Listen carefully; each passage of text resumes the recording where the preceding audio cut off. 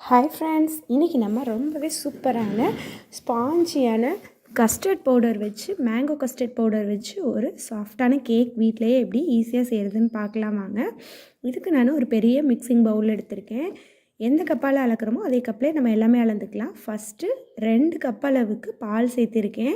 Full fat மில்காக பார்த்து எடுத்துட்டோம் அப்படின்னா நல்லா சூப்பராக இருக்கும் நமக்கு. அதுலேயே ஒரு கப் அளவுக்கு சர்க்கரை எடுத்துக்கலாம். ஒரு 1/4 கப்புக்கும் கம்மியான ஒரு 3 டேபிள் ஸ்பூனால் பார்த்திங்கன்னா எண்ணெய், வாசம் இல்லாத எண்ணெயாக பார்த்து எடுத்துகிட்டு எல்லாத்தையும் சேர்த்து நல்லா மிக்ஸ் பண்ணி வச்சுக்கலாம். இப்போது நான் கோதுமை மாவு தான் எடுத்திருக்கேன். அதே கப்லையே 2 கப் அளவுக்கு கோதுமை மாவு எடுத்திருக்கேன். நீங்கள் உங்களுக்கு பிரியமாக இருந்தால் மைதா மாவு கூட இதுக்கு எடுத்துக்கலாம். இப்போ இது எல்லாத்தையும் சேர்த்துட்டு நல்லா நம்ம மிக்ஸ் பண்ணி கொடுத்துக்கலாம். கொஞ்சம் கூட கட்டிகள் இருக்கக்கூடாது. இல்லாமல் நல்லா பாருங்கள், இந்த மாதிரி விஸ்க் வச்சுட்டு நல்லா மிக்ஸ் பண்ணி கொடுத்துக்கலாம். இப்போ நான் மேங்கோ ஃப்ளேவர் கஸ்டர்ட் பவுடர் எடுத்திருக்கேன். மேங்கோ ஃப்ளேவர் எடுக்கும்போது பார்த்திங்கன்னா இது ரொம்ப சூப்பராக இருக்கும். என் ஹஸ்பண்டுக்கு பார்த்திங்கன்னா மேங்கோ ஃப்ளேவர் ரொம்ப பிடிக்கும். ஸோ அதனால் நான் இந்த ஃப்ளேவர் எடுத்திருக்கேன். நீங்கள் இதில் வெண்ணிலாவும் இருக்குது கஸ்டர்ட் பவுடரில். நீங்கள் அது வேணாலும் உங்களுக்கு பிரியமான ஃப்ளேவர் நீங்கள் எடுத்துக்கலாம். இப்போது 1 ஸ்பூன் அளவுக்கு பேக்கிங் பவுடர் சேர்த்துருக்கேன். 1/2 ஸ்பூனால் பேக்கிங் சோடா. இது எல்லாத்தையும் சேர்த்துட்டு நல்லா மிக்ஸ் பண்ணி கொடுத்துடலாம். நம்ம விஸ்க் வச்சு நல்லா இந்த மாதிரி பீட் பண்ணும்போது பார்த்திங்கன்னா கட்டிகள்லாம் இல்லாமல் நல்லா நமக்கு எல்லா பக்கமும் ஈவனாக நல்லா இந்த மாதிரி மிக்ஸ் பண்ணி கொடுத்துக்கலாம் நம்ம. ஸோ அதனால் விஸ்க் யூஸ் பண்ணிக்கோங்க, உங்களுக்கு ரொம்ப ஈஸியாக இருக்கும். இப்போ பாருங்கள், நல்லா சூப்பராக நமக்கு கட்டியே இல்லாமல் நல்லா கலந்து கொடுத்தாச்சு. இப்போ ஒரு 1/4 கப் அளவுக்கு நல்ல கெட்டி தயிர், புளிக்காத தயிராக பார்த்து எடுத்து சேர்த்துக்கோங்க. இந்த மேங்கோ ஃப்ளேவர் சேர்த்துருக்கப்ப பார்த்தீங்கன்னா வாசம் சூப்பராக இருக்குதுங்க. அவ்வளோ ஒரு செமையான வாசம். கேக்கே ஒரு டிஃப்ரெண்ட்டான டேஸ்ட்டில் அவ்வளோ ஒரு சாஃப்டாக ரொம்பவே எதிர்பார்க்காத விதமாக சூப்பராக இருந்தது இதோட டேஸ்ட்டு. நம்ம செஞ்சு இத்தனை ஃப்ளேவரில் பார்த்திங்கன்னா நார்மல் ரவா கேக் அதெல்லாம் விட பார்த்திங்கன்னா இந்த ஃப்ளேவரில் இப்படி செஞ்சுருக்கிறது ரொம்பவே சூப்பராக இருந்தது. ஸோ இப்போ நம்ம கேக் மோல்டு எடுத்துகிட்டு கொஞ்சமாக ஒரு ஸ்பூன் அளவுக்கு கொஞ்சமாக நெய் விட்டுட்டு அதை நல்லா க்ரீஸ் பண்ணி எடுத்து வச்சிடலாம்.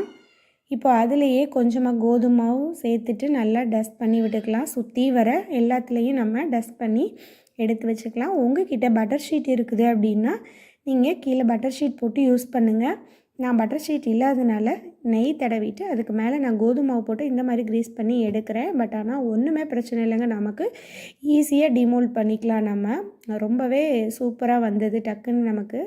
ஸோ இந்த மாதிரி நம்ம கேக் டின்னில் ஊற்றி எடுத்து வச்சுக்கலாம். இப்போது நல்லா ஒரு டைம் டேப் பண்ணி கொடுத்துக்கலாம். அடியில் பபிள்ஸ் எதுவும் இருந்தாலும் ஈவனாக கேக்கு கரெக்டாக நமக்கு இதாயிரும். இப்போ ஒரு கடாயில் நல்ல இரும்பு கடாயாக பார்த்து எடுத்துக்கோங்க. நீங்கள் எப்போ எதுவுமே கேக் எதில் செய்கிறீங்களோ அந்த பேன் கூட எடுத்துக்கோங்க. அதில் அடியில் ஒரு ஸ்டாண்டு வச்சுட்டு இப்போ நம்ம மேலே எடுத்து வச்சுருக்க கேக் டின்னையும் வச்சிடலாம்.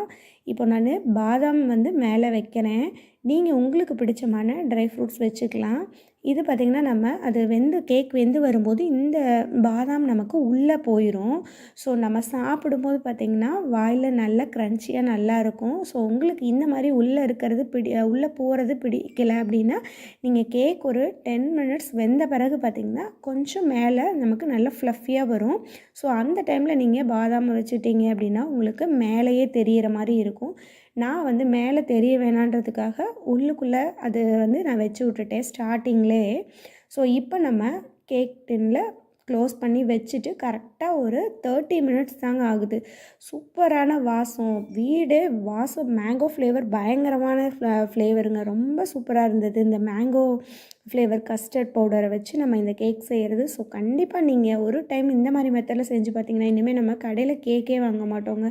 அந்த அளவுக்கு டேஸ்ட்டு ரொம்ப சூப்பராக இருந்தது. இப்போ பாருங்கள், நமக்கு அந்த ஃபோர்க்கில் ஒட்டவே இல்லை. கரெக்டாக 1/2 ஹவரில் சூப்பராக வந்துருச்சுங்க. இப்போ நம்ம நல்லா ஆற விட்டுடலாம். ஆற விட்டுட்டு ஒரு பிளேட் எடுத்துகிட்டு நம்ம லைட்டாக டேப் பண்ணோம் அப்படின்னாலே ஈஸியாக வந்துடுதுங்க. பாருங்கள், நான் இந்த மாதிரி பண்ணும்போதே உங்களுக்கு தெரியும் கேக் எவ்வளோ ஒரு சாஃப்டாக இருக்குதுன்னு. நம்ம முட்டை சேர்த்தலை, எதுவுமே சேர்த்தலை, ஆனால் கேக் அவ்வளோ ஒரு சாஃப்டாக இருந்ததுங்க. டேஸ்ட்டுமே அவ்வளோ சொல்லவே வேண்டாம், ரொம்ப அட்டகாசமாக இருந்தது டேஸ்ட்டு. ஸோ கண்டிப்பாக நீங்கள் ஒரு கஸ்டர்ட் பவுடர் மட்டும் வாங்கி இந்த மாதிரி கேக் கண்டிப்பாக ட்ரை பண்ணி பார்த்துட்டு எப்படி இருக்குன்னு உங்களோட ஃபீட்பேக்கை எனக்கு கமெண்ட்டில் சொல்லுங்கள்.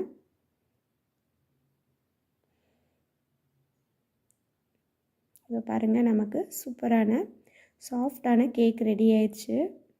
இப்போ இதுக்கு மேலே வேணும்னா நீங்கள் இந்த மாதிரி டெக்கரேஷனுக்கு பாதாம் உங்களுக்கு பிடிச்சமான நட்ஸ் எல்லாம் வச்சுக்கலாம். பாருங்கள், பார்க்குறதுக்கே எவ்வளோ சூப்பராக கேக் ரெடியாக இருக்குதுன்னு. கரெக்டாக 1/2 அன் ஹவரில் இந்த மாதிரி சூப்பராக ரெடி ஆயிடுச்சுங்க. ரொம்ப நேரம் விட்டுற வேணாம், சிம் பண்ணியே 1/2 அன் ஹவருங்க. நீங்கள் ஹைலே வைக்க வேண்டாம், சிம் பண்ணியே 1/2 அன் ஹவர். நான் சிம்மிலே தான் வச்சுருந்தேன். ஸோ உள்ளே எதுவுமே நமக்கு அடி பிடிக்கல.